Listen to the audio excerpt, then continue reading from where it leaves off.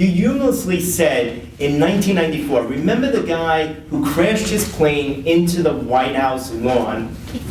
That was me trying to see President Clinton. How is it possible that the President of the United States, in your case, President Clinton, did not see the Director of Central Intelligence one time? Well, it's not that I didn't see him one time. I saw him about weekly, but it was part of the National Security Council meetings. But in very small meetings, one-on-one or two-on-two, me and my deputy and him and, say, Tony Lake, that only occurred once a year. So I was in for 2 years, so that was 2 meetings. And that's what gave rise to the humor of the air crash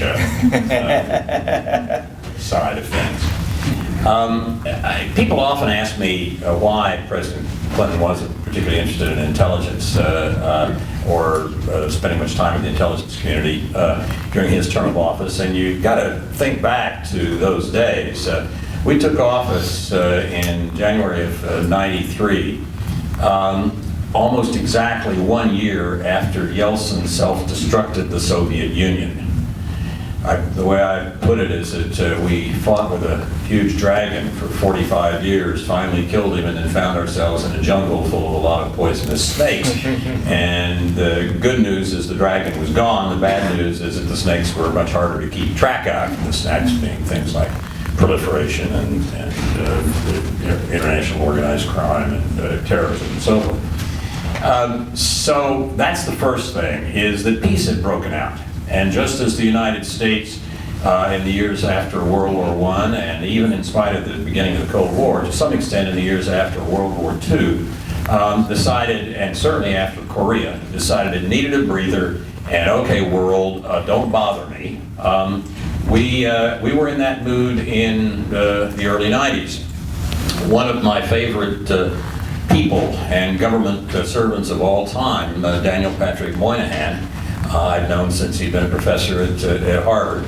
And Pat was a wonderful, patriotic man who saw the needs of the national security side of government well. Even Pat said to me at one point, Jim, you know, the Cold War's over. Do we really need a CIA anymore? And I said, yeah, Pat, we do. There's other bad guys out there we got to spy on. But the mood of 93, 94, the 2 years I was in, early 95, was a mood of well, thank God our massive responsibilities are over, party time. And so that was one thing. Second thing was President Clinton was particularly interested in implementing Hillary's health care plan, which took a lot of his time, a lot of effort. He focused on it, he zeroed in on it. And the third is he's a speed reader, and so he would get our morning briefing and read it fast, and he would annotate it.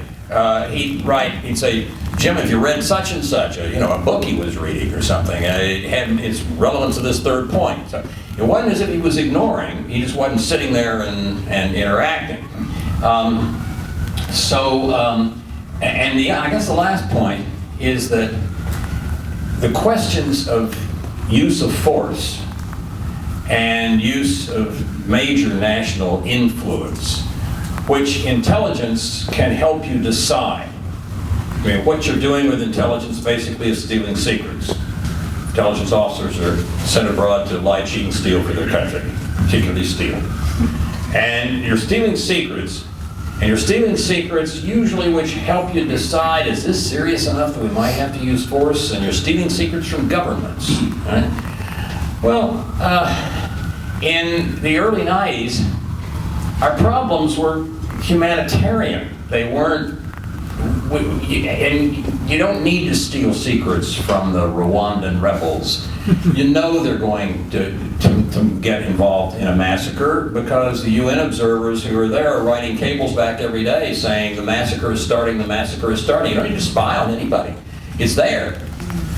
So since groups that are rioting and the like don't have the kind of communications and so forth that lets you spy on them effectively, it's yet another reason why I don't think intelligence was top of President Clinton's list.